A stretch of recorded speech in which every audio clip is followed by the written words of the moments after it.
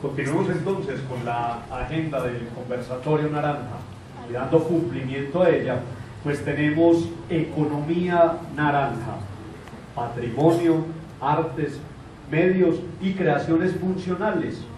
Un libro, el libro El efecto naranja. Tenemos entonces el gusto de tener un ponente, el señor Iván Duque Márquez. Él es abogado y senador colombiano.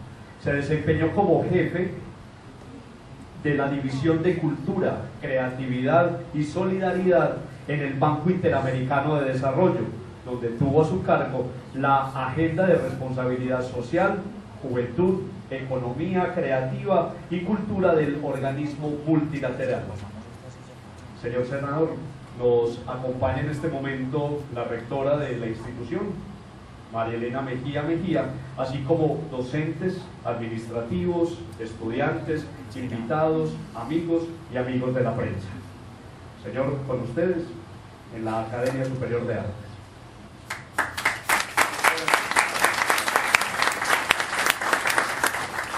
Muy buenos días a todos ustedes. De verdad es un placer estar acá en Laureles. Pasé muchos ratos de mi infancia. Rectora, un orgullo estar acá en este, que yo lo llamo Palacio de Bellas Artes, que eso es un verdadero palacio. Y quiero decirles a todos ustedes que me llena de entusiasmo cuando oigo hablar de la red de economía naranja, porque eso demuestra el poder que tiene la cultura para transformar y para motivar cambios en una sociedad.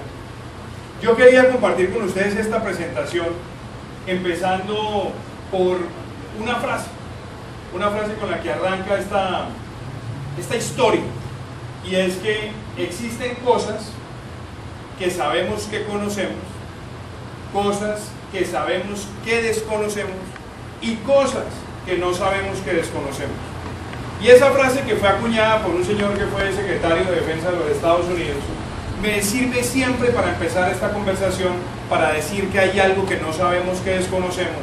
Y ese algo que muchas personas en la sociedad no saben que desconocen es la economía naranja.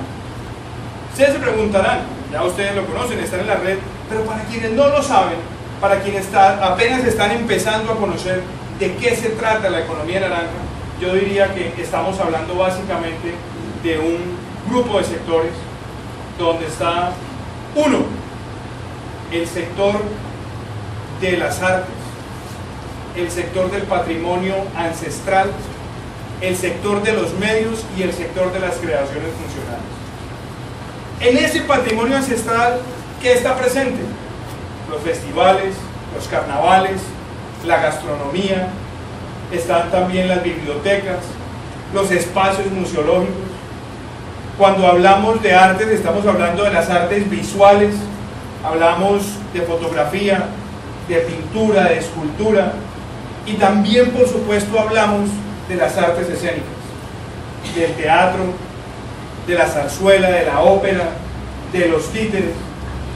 Y cada una de esas manifestaciones tiene una conexión ancestral con la cultura y va creando valor a partir de la propiedad intelectual. Un tercer grupo son los medios, y ahí está la televisión, la radio, el cine, las manifestaciones fonográficas, y está una cuarta categoría, creaciones funcionales. Ahí está la publicidad, está la arquitectura, está el diseño, está la joyería, la construcción y diseño de juguetes, y cada uno de estos sectores va creando ese espacio que llamaríamos economía naranja.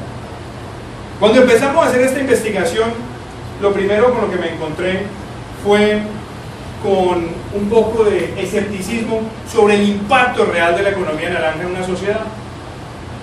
Y traje un ejemplo, porque a veces a los economistas hay que hablarles con ejemplos, y ejemplos muy gráficos, para darse cuenta si las cosas son marginales o no. Lo que ustedes ven en pantalla es la represa de las Tres Gargantas en Chile, el proyecto hidroeléctrico más grande que se ha emprendido en la historia de la humanidad. Más de 1 millón de personas tuvieron que ser reasentadas para adelantar ese proyecto. Y es un proyecto que abastece el 18% de la energía de China, que tiene 1.200 millones de habitantes.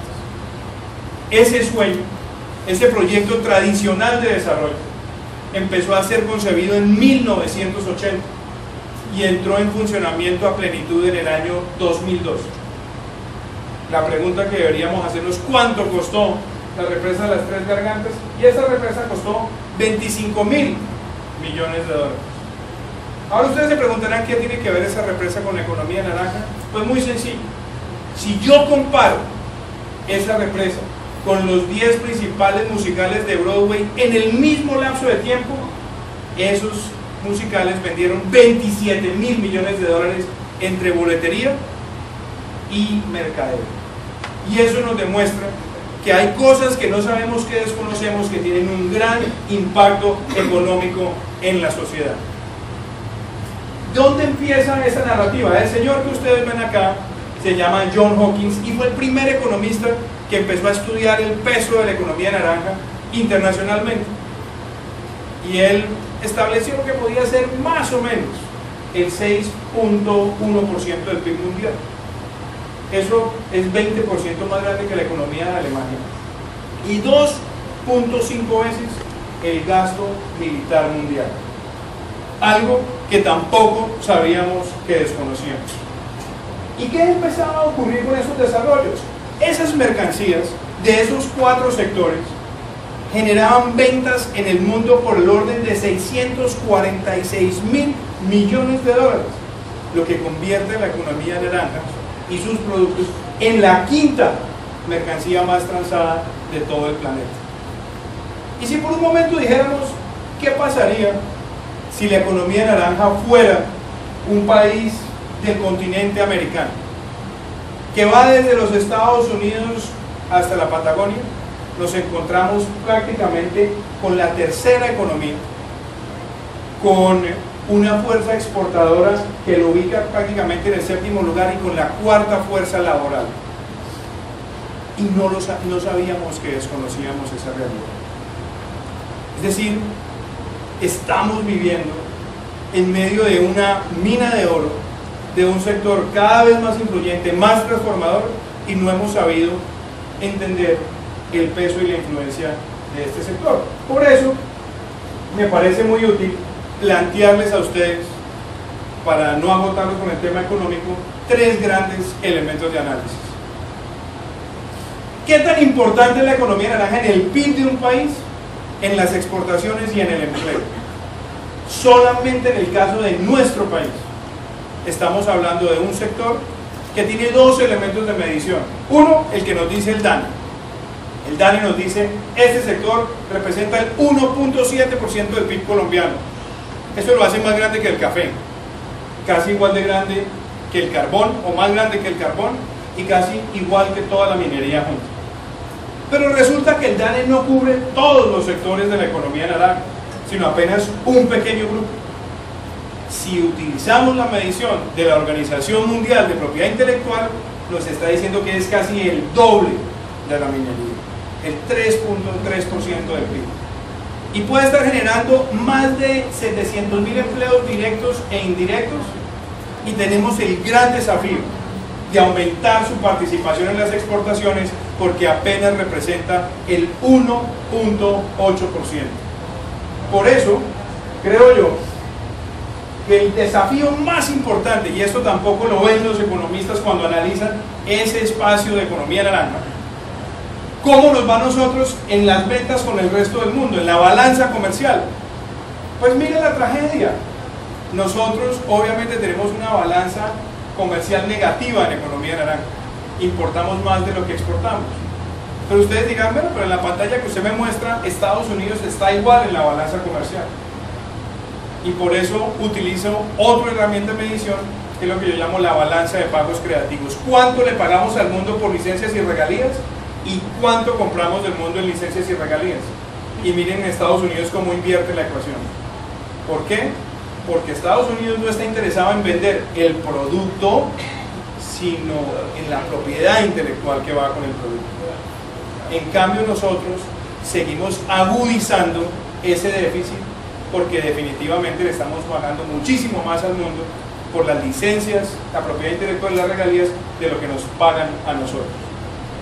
Y esto detona otro elemento. Si realmente queremos en Colombia hacer de este sector un motor, nos toca mostrarle al país que solamente las exportaciones de publicidad, lo que le vendemos al mundo de publicidad, es casi 1.5 veces lo que nosotros exportamos de tabaco. Nos damos cuenta que las artesanías nuestras exportan casi el equivalente a lo que Colombia exportaba de energía eléctrica hace 2 o 3 años. Nos damos cuenta que las exportaciones de servicios creativos son tan fuertes como lo eran las exportaciones de gas en el año 2012. Cómo el diseño puede equivaler a un trimestre de las exportaciones de hierro y acero, o cómo las exportaciones totales de bienes y servicios creativos son tan grandes como las exportaciones de nuestro país al Japón, o como el equivalente a las exportaciones de azúcar. Todo esto no lo sabíamos, que desconocíamos, y por eso el primer llamado de atención es a reflexionar sobre la otra oportunidad que tiene la economía naranja, que la estamos viviendo nosotros. Nosotros somos un país que tiene una historia bonita que contar en términos del aumento del ingreso de los ciudadanos. En los últimos 15 años este país pasó de tener un ingreso por ciudadano, un ingreso per cápita de menos de $2.000, y hoy está por encima de los $5.600.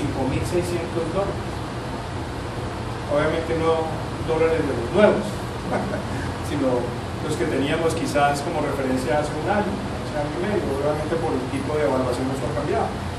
Pero ¿qué es lo que me interesa contarles acá? Que fuera de la oportunidad económica, en nuestra sociedad estamos consumiendo cultura cada vez más, y ese aumento del ingreso nos ha hecho cada vez más demandantes de cultura. Es decir, tenemos un espacio para que la economía naranja crezca en Colombia con la demanda de los colombianos. Y el DANE hace una encuesta anual de consumo cultural, y en esa encuesta nos muestra algo sorprendente. En el último año, 35% de los colombianos dice que visitó y participó en un carnaval o en un festival. Nos dice que el 28% presenció música en vivo, es decir, que fue a asistir a un espectáculo que se le estaba ofreciendo para su consumo cultural, y vemos que el 15% visitó un museo, o una expresión museológica, o un centro arqueológico, o un centro ancestral. En el último año, en el último mes, el 50% de los encuestados dice que consumió videos en cualquier formato, como digo yo, originario piratieri, pero lo consumió, es consciente de que fue, lo consumió, que lo adquirió, y esto hace 10 años era el 15%. Es decir, vamos en una sociedad que es más consciente de ese consumo cultural. Algo interesante, el 15% jugó un videojuego, hace 5 años era el 6%. Entonces la sociedad colombiana también está consumiendo productos terminados, derivados con mayor valor agregado en materia de propiedad intelectual.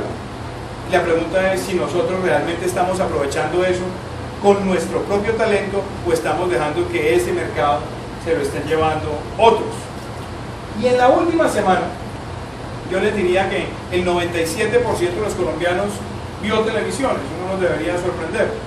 Pero lo interesante es que ya no solamente está viendo televisión abierta, los canales que están sin usar cable, sino que la televisión cerrada en Colombia también se ha ido aumentando hasta los lugares más inhóspitos de nuestro país. Entonces, esa demanda por contenidos y ese deseo de consumir contenido lo tenemos que saber ver como una oportunidad.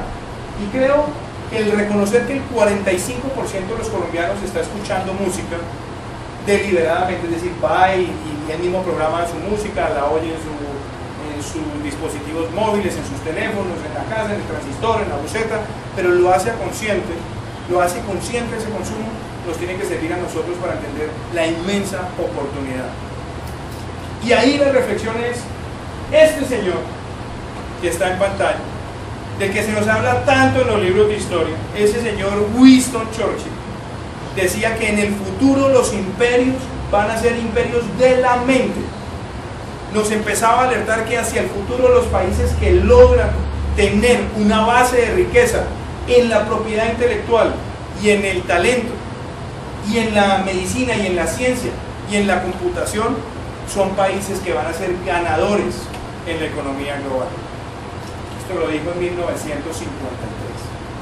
Por eso los quiero invitar a que en este diálogo que vamos a tener reflexionemos sobre la oportunidad naranja. Y la primera parte de la oportunidad naranja arranca por entender, y ahí está el cambio de pensamiento con nuestra propia idiosincrasia y cultura, que, ayúdame ahí Pablo, si es tan amable. Lo primero es entender que el talento del ser humano es una fuente de capital. ¿Cuántas veces no perdemos nosotros el discurso o perdemos nosotros nuestra visión de país cuando nos preocupamos simplemente con que los jóvenes busquen un empleo? Empleo, punto. Pero no un empleo para el cual están adiestrados y formados los talentos de las personas. ¿Cuántas veces no desechamos en la formación escolar el talento de los muchachos hacia este sector porque decimos, mijo, usted eso no va a vivir? No, hágalo de hobby. Y entonces cometemos un pecado original en la política laboral que va ligado con el segundo elemento acá, y es cuando las personas se emplean donde tienen talento, hay un vibrante elemento de dignidad personal. Por eso vemos tantas veces personas que se han dedicado a las artes y que muchas veces tienen que hacer el gran sacrificio de permanecer mucho tiempo ganando muy poco o sin tener una certidumbre y un ingreso, pero hay un elemento de felicidad y de dignidad personal, y es estar haciendo lo que les gusta y para lo cual tienen talento. Si cambiamos esa filosofía en el esquema de la educación y adiestramos el talento y lo nutrimos y lo preparamos para que encuentren fuentes de ingreso laboral ligados a él, estamos encaminando el aprovechamiento de la oportunidad naranja, que lo corrobora el tercer elemento, y es la riqueza basada en la propiedad intelectual. Una foto de Leo Matiz, un fotógrafo colombiano del departamento del Magdalena, que hoy se expone en distintos lugares del mundo. Cada vez que está en una publicación genera una regalía basada en ese talento y en esa dignidad personal que él tenía. Ustedes de pronto no recordarán, pero en el año 94, cuando el maestro Carlos Vives publica Clásicos de la Provincia y presenta canciones de los compositores vallenatos colombianos que habían con toda su dedicación elaborado sobre el son, el paseo, el merengue y la puya, canciones donde el maestro Chema Gómez recibía una regalía, o donde los familiares de Leandro Díaz recibían una regalía por simplemente volverle a mostrar al mundo esa creación que tuvieron años atrás.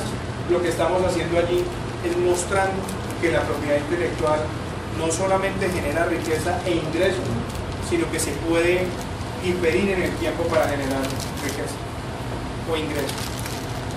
Lo mismo nos puede pasar a nosotros con los diseños originales. Y esta ciudad además tiene una historia muy interesante que contar en materia de diseño.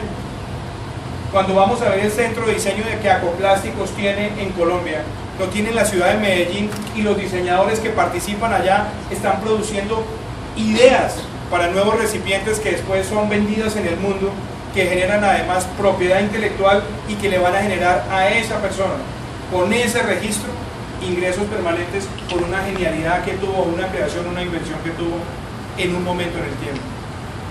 Y esto va ligado al cuarto elemento del cambiar de pensamiento, y es que nosotros nos han vendido una especie de tara donde solamente podemos llegar a la sociedad del conocimiento a través de los tubos de ensayo y las batas, o a través de la computación o los documentos de carácter universitario o investigaciones de carácter universitario.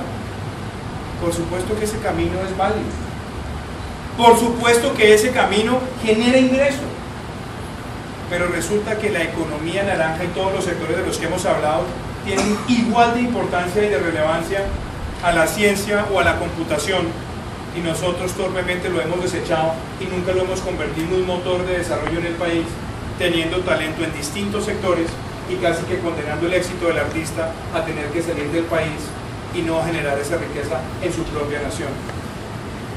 Y esto no es teórico, esto me lleva a esta otra discusión. Ya está pasando. No podemos perder la oportunidad. No es si queremos o no queremos. No es teoría. Un país como Uruguay, con menos de 5 millones de habitantes, es el mayor exportador per cápita de software en el continente. Y gradúa 15 veces menos ingenieros que Colombia y exporta 400 millones de dólares en software al año, cuando Colombia apenas está por debajo de 70. ¿Qué hizo Uruguay distinto? ¿Qué hizo de especial? Creó un mecanismo de formación desde el colegio a la universidad, donde va de la mano la formación digital. Y la formación digital no es solamente regalar tabletas como se ha querido plantear acá. La formación digital es también ir de la mano con la formación del maestro, que por cada dólar que invertimos en el hardware, en la tableta, en el computador, hay que invertir $3 en formar el maestro que va a adecuar al estudiante a ese conocimiento. Y crearon el Plan Ceibal, y el Plan Ceibal permitió orientar toda la educación hacia una educación digital y a entender que en estos sectores también se puede generar capital y emprendimiento. Y esa es la lección que nos deja Uruguay. Otra es el caso de la ciudad de Montreal. ¿Qué nos puede enseñar a nosotros Montreal? Una ciudad que decidió cambiar su formación de generación de riqueza de sectores industriales clásicos y pensó en un ordenamiento de la ciudad en función de distritos. Distritos del cine, de la animación digital, del circo, de la música, de la publicidad y del diseño. Y se puede dar el lujo, a través de una institución para el fomento de estos sectores, de recibir a un señor hace ya poco más de 15, 16 años, que se llama Guy La Liberté, de tocar las puertas y pedir $250.000 para formar un circo. Le dieron la plata. ¿Cuántos de ustedes le darían $250.000 a un circo si estuvieran en esa misma responsabilidad? Ustedes se ríen, yo estoy muy bien en la línea suya. Ese circo hoy es el Circo del Sol y genera no solamente empleo para miles de personas, sino que genera cientos de millones de dólares de ingresos en boletería de propiedad intelectual. Pero hay una clara visión de apostarle a lo cultural. Obviamente no era plata regalada, iba ligada con un plan de negocios, con el fomento, con el cumplimiento de metas, de indicadores, pero es el cambio de una visión de ciudad a estimular esos sectores de valor agregado. Otra experiencia, la experiencia de China. ¿Por qué traigo a China a colación? Porque China, en el año 2006, 2007, empezó a plantearse la importancia de generar valor con la propiedad intelectual. Y no solamente generó que en la discusión del Comité Central del Partido Comunista, que fija la iniciativa de desarrollo a 10 años, se planteara, uno, cambiar el concepto de Made in China, hecho en China, a creado en China. Y se lo planteó con una meta. Para el año 2017, este sector tenía que pasar de representar el 3% del PIB al 6% del PIB. Pensó en grande y vio en ese sector la posibilidad ya no solamente de quedarse en la maquila de productos manufacturados para venderle a otros mercados, sino en generar con su propio diseño una competencia para el mercado interno, para el mercado asiático y con miras a conquistar otros mercados desarrollados como el de los Estados Unidos. Por eso, la pregunta que deberíamos nosotros abordar acá es ¿cómo vamos a jugar nuestro desafío naranja? Y yo creo que tenemos que ir viendo sectores y viendo las oportunidades de esos sectores por regiones y por ciudades. Podemos estimular el diseño gráfico. ¿Dónde? ¿Cómo lo vamos a consumir? lo podemos hacer con la moda, lo podemos hacer con la música, lo podemos hacer con la animación digital, lo podemos hacer con la joyería. ¿Cómo vamos a encadenar? Muchísimas gracias. ¿Cómo vamos a encadenar esos sectores? ¿Quién los va a financiar? ¿Cómo les vamos a abrir espacio en la diversificación de exportaciones? Y creo que eso me trae a la gran apuesta que quiero discutir con ustedes. 7 ideas básicas de cómo podemos lograr que Colombia se monte exitosamente en hacer de la economía naranja una parte estructural de su agenda de desarrollo. 7 ideas. La primera, información. La segunda, instituciones. La tercera, infraestructura. La cuarta, industria. La quinta, integración. La sexta, inclusión. Y la séptima, inspiración. Cada una de esas 7 Is la tenemos que ver como una especie de círculo virtuoso, y ese círculo virtuoso va generando valor, riqueza, comercio, y al mismo tiempo va generando una relación simbiótica con otros sectores. Por eso hay empresas que han sabido entender que la economía naranja y qué tan naranjas son depende de su supervivencia en los mercados. El ejemplo más agudo y más triste podría ser Kodak. Todos se acuerdan de los momentos Kodak. Kodak tenía prediseñado en 1997 una cámara digital con su laboratorio de innovación, pero decidió nunca lanzarla porque a alguien se le ocurrió que le quitaba el mercado de papel, el mercado de los rollos y el mercado de los revelados y los productos para revelar. Hace menos de 6 o 7 años, Kodak era una empresa cuyo valor estaba estimado en 26 billones de dólares. Y Kodak hoy no existe. La cámara digital que no quiso sacar lo desplazó, y los diseñadores que permitieron incorporar en los dispositivos móviles las cámaras que hoy nos dan altísima resolución acabaron con esa industria. Hoy vemos además que una red social como Instagram ha desplazado la libre circulación de fotos en todo el mundo, y Kodak no lo supo ver.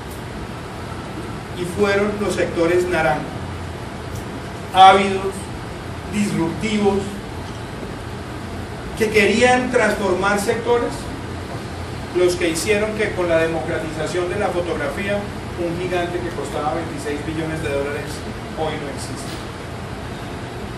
Por eso, lo primero que tenemos que entender es que las empresas que saben apoyar el diseño, y en eso puedo darles el ejemplo de la misma Apple, donde el jefe de diseño Johnny Ives de la empresa dice que la empresa, la gran mayoría del valor de sus productos es el diseño. O que la BMW diga que hoy el 45% del valor de sus máquinas es diseño.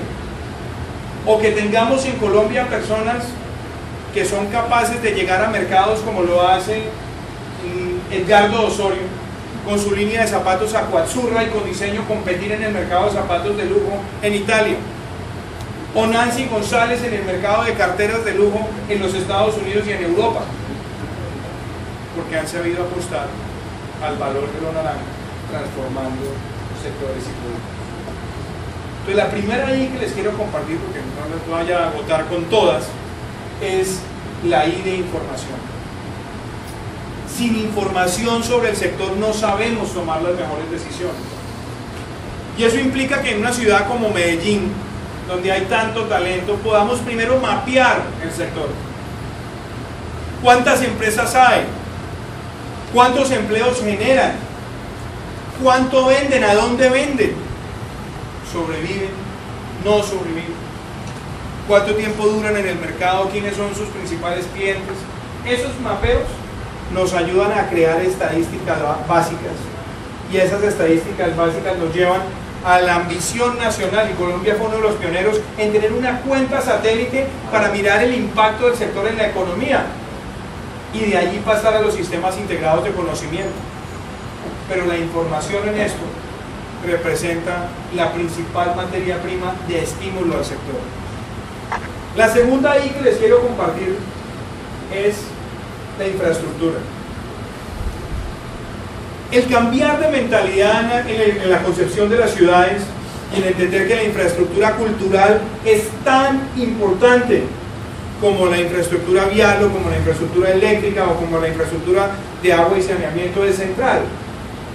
Porque la infraestructura cultural me permite que el talento se junte, me permite estimular sectores, me permite generar nuevos focos de crecimiento económico, y les tengo un par de ejemplos.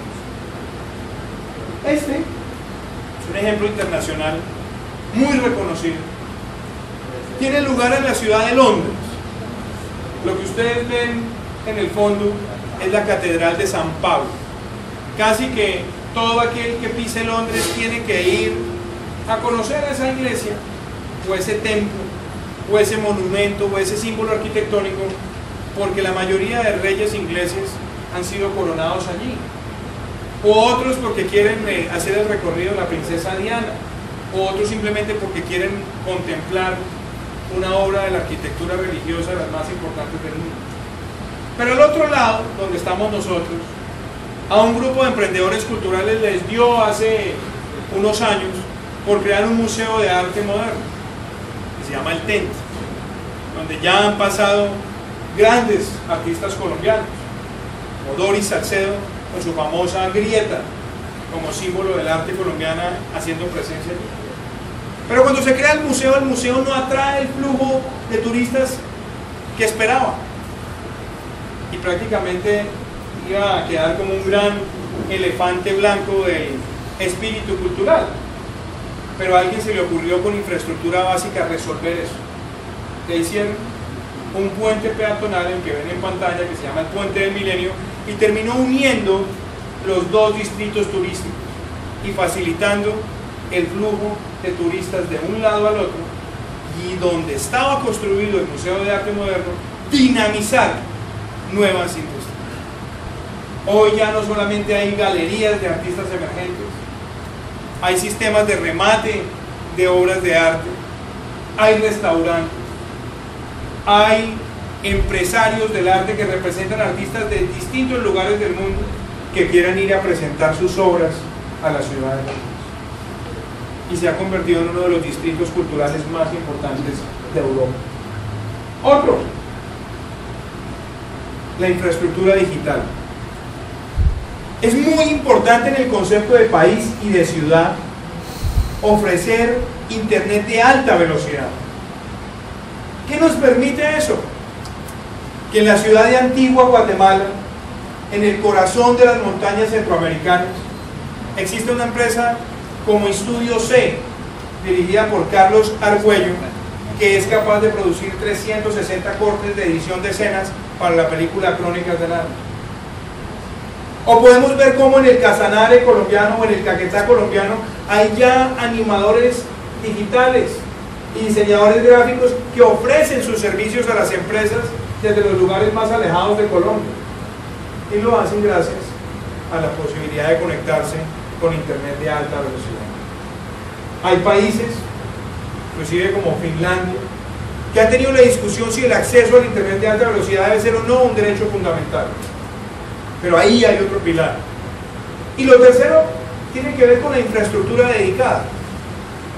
Pablo, ahí está. La infraestructura dedicada.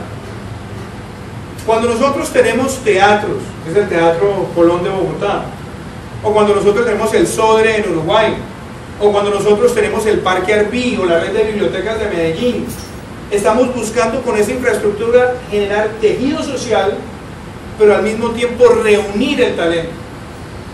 Y la presencia de esas ofertas culturales puede transformar la economía de una ciudad. Caso Bilbao muy famoso, donde el Museo Guggenheim se crea después de un estertor difícil de la industria de los astilleros marítimos y la industria pesada, y llega allí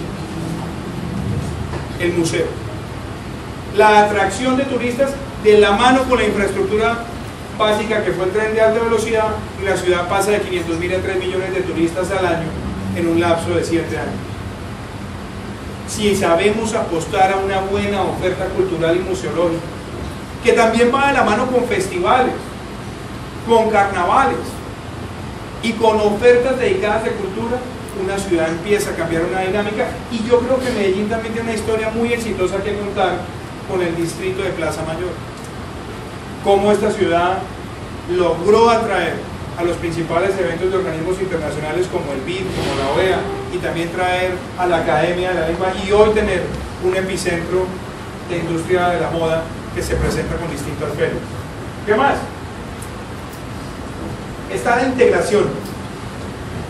Todos ustedes han oído hablar del abrazo de la serpiente. Todos ustedes han oído hablar de Ciro Guerra. Y hoy nos sentimos orgullosos y estamos a la espera de que gane el Oscar. Pero la historia de la integración la tengo que narrar hablándoles a ustedes de algo. Pablo, ayúdame a decir para más. Y es, yo soy senador y entonces me toca hablarles de los micos, pero no de los micos a los que están acostumbrados. Quiero hablarles a ustedes de un mercado integrado en contenidos originales, de un país que entiende que si queremos construir más riqueza a partir de la economía naranja, necesitamos integrarnos regionalmente. Porque la tristeza es que, por ejemplo, en el cine colombiano, de las 830 salas de cine que tiene el país, 630 están atadas a la oferta de cinematográfica que nos dictan desde el sur de la Florida los distribuidores mayoristas. Y aunque tenemos hoy muchísima más producción cinematográfica, más de 70 largometrajes, el tiempo de duración en sala es muchísimo menos el de las películas extranjeras, si es que llegan a sala, y no tenemos la posibilidad de conocer qué están haciendo otros países. Pero la importancia de esto, como los micros, es que también se puedan nutrir de frutas. A algunos les gusta el banano, a mí me gustan los cocos, y creo que el coco que se va a tener que comer ese micro está ligado con nutrir. El abrazo de la serpiente es eso, es Ciro Guerra connutriéndose del talento de otros países, y de esa connutrición pasar a co-crear y a coproducir. Por eso está el Fondo de Industria Cinematográfica de la Argentina, el Fondo de Industria Cinematográfica de Venezuela, apoyando esa película, y eso le permite a la película recoger fondos, pero al mismo tiempo entrar a esos mercados como si fuera un producto nacional. Cuando yo coproduzco con México, el producto es tan mexicano como colombiano. Y si lo hago con más países, todavía mejor. Pero muchas veces se hace por necesidad y no por estrategia. Y lo que tenemos que entender es que el gran desafío en un continente de 590 millones de personas, donde tenemos identidad idiomática, cultural y religiosa, es aprovechar eso para difundir mejor nuestra cultura.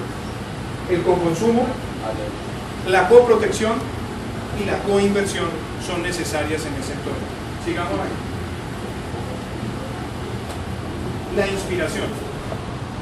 Cuando yo miro lo que se ha hecho en la ciudad de Medellín con los laboratorios Lazo, cuando yo miro el ejemplo de Amadeus, cuando yo miro el ejemplo de Batuta, y cuando miro de casos como Ciudad Circo en Bogotá, o como Galpao Aplauso en las favelas de Río de Janeiro, donde una mujer como Ivoneta Albuquerque tiene una compañía de teatro y acrobacia que hace 300 funciones y recupera jóvenes del acecho de la criminalidad y la drogadicción y los hace parte de un emprendimiento, nos podemos dar cuenta que hay un fenómeno de inspiración, pero al mismo tiempo eso tiene que ir ligado con la posibilidad de reconocer ese talento.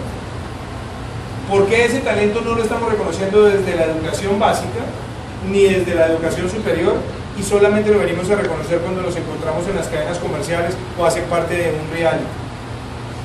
El reto es entender que la inspiración es mostrar, premiar y darle recursos, apoyar esos emprendimientos desde edad temprana. Y por eso yo diría que el gran desafío que tenemos hoy en América Latina es que hay 150 millones de jóvenes. Y de los 150 millones de jóvenes yo les puedo contar cosas que son preocupantes. América Latina tiene el 31% de los homicidios en el mundo y los principales víctimas y victimarios están entre 19 y 25 años de edad. América Latina tiene un nivel de desempleo juvenil preocupante, casi el 16%. América Latina tiene también una gran deserción escolar. Solamente 5 de cada 10 muchachos que entran al bachillerato lo terminan. La pregunta es, ¿puede ser la economía naranja la solución a esos problemas? Puede que no la solución, pero sí parte de la solución. Y esa parte de la solución va ligada a que tengamos una educación que premie, que motive el talento, a que fomentemos el emprendimiento en esos sectores y a que tengamos la capacidad permanente de reconocer por fuera de los elementos distorsionantes de la criminalidad o la drogadicción un espacio de mayor jerarquía, de apreciación social por lo que hace la juventud. Y por eso yo cierro esta presentación tocando con ustedes una realidad. América Latina tiene apenas el 0.5% de todos lo que se genera de regalías y de licencias en materia de economía naranja o de valor agregado, y tenemos apenas el 2.8% de las exportaciones mundiales en este sector. Y el gran reto que lo veo hoy llegando a este centro académico, rector, es que juntos podemos construir una octava I, y es la I del individuo, y esa I del individuo toca necesariamente la educación. ¿Y qué tipo de educación necesitamos para esa formación del siglo XXI y para esa formación creativa y para esa oportunidad de economía naranja? Y aquí, Pablo, quiero plantearles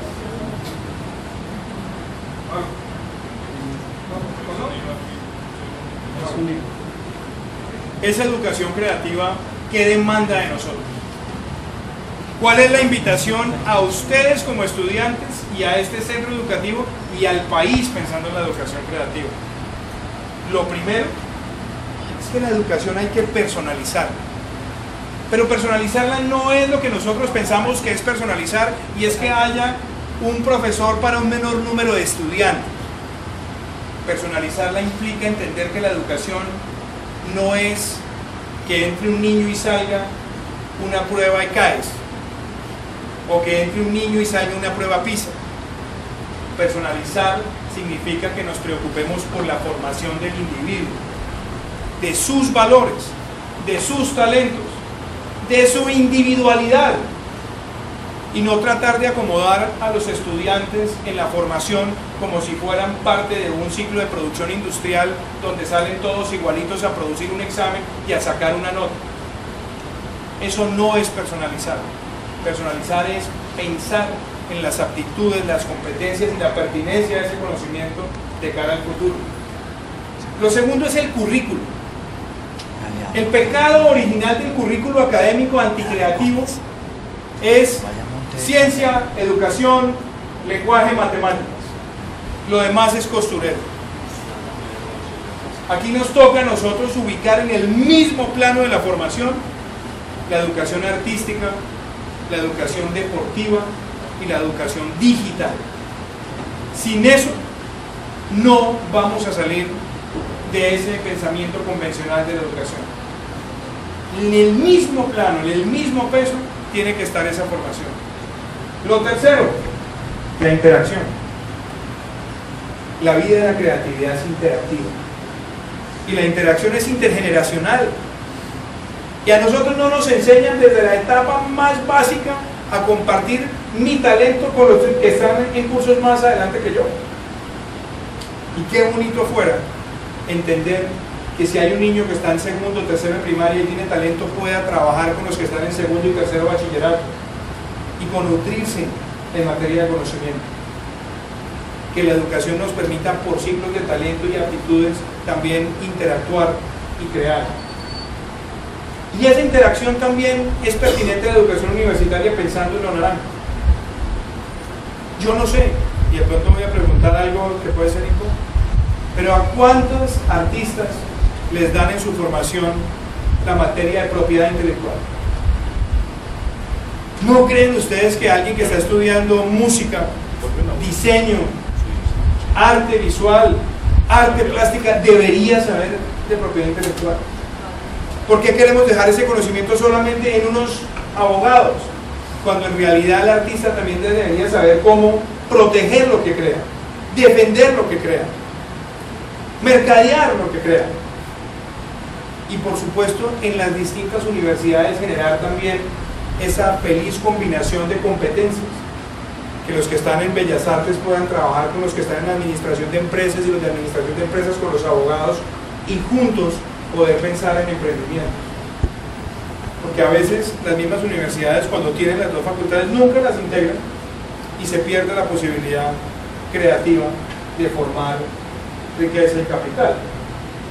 La evaluación. Nuestra evaluación sigue siendo premiando el individualismo. Es decir, yo solamente evalúo lo que el individuo hace, y la formación creativa requiere que podamos evaluar mejor el trabajo en equipo, la distribución de competencias, porque las industrias creativas son eso, son una cadena de competencias. Si yo pienso en la música arranca desde la composición hasta la mezcla, masterización, comercialización, concierto, sonido, y es toda una cadena integral.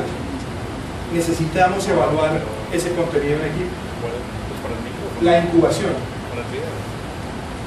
¿Realmente estamos incubando la economía naranja desde los centros universitarios? ¿O nos pasa lo que me ha ocurrido en algunas facultades del país, donde me dicen, no, yo estoy en la facultad, pero desde la primera clase nos van preparando para pasar el Niágara en bicicleta, como diría Juan Luis Guerra? O las universidades tienen algo de responsabilidad y están pensando tener sus propios fondos de emprendimiento y fondos de capital para generar la competencia y que los emprendimientos culturales puedan tener el apoyo. O estamos dejando que el manejo, por ejemplo, de las regalías en el país, en los fondos de ciencia y tecnología, se vayan para financiar estudios sobre la pertinencia del aguacate en el departamento de Córdoba, donde se han gastado 70.000 millones de pesos en regalías en los últimos 5 años, y no sepamos si van a producir aguacate o qué tan productivos son los aguacates, y no haya ni siquiera un estímulo a una industria creativa cuando se hizo todo el despliegue de la vida de la ciudad de Montería para poder unirla con las fiestas y apoyar el impulso cultural. Eso es parte de esa incubación. Que el fondo impulsa, que el fondo emprender tenga esa posibilidad de hacerlo. Y creo que el último eslabón acá es la motivación. Necesitamos una sociedad, porque además lo somos. Nosotros nos sentimos felices de ver a Carlos Vives, de ver a Silvia Cherasi, de ver a Chop Keep Down, de ver a Totora Momposina. Nos sentimos orgullosos y nos sentimos motivados, pero la pregunta es si realmente la sociedad está construyendo en ellos un símbolo heroico para continuar ese legado y entender que esa industria que representa el 3% del PIB colombiano puede transformar el país. Por eso yo quiero cerrar esta mañana para abrir el diálogo y escucharlos, para que expongan sus puntos de vista y sus ideas, y para que este concepto de la economía naranja, como ya lo puedo ver en este auditorio, sea un movimiento de ustedes, que no le pertenezca individualmente a nadie, pero que colectivamente nos movilice a entender que aquí podemos construir una parte importante de la transformación de Colombia. Muchísimas gracias.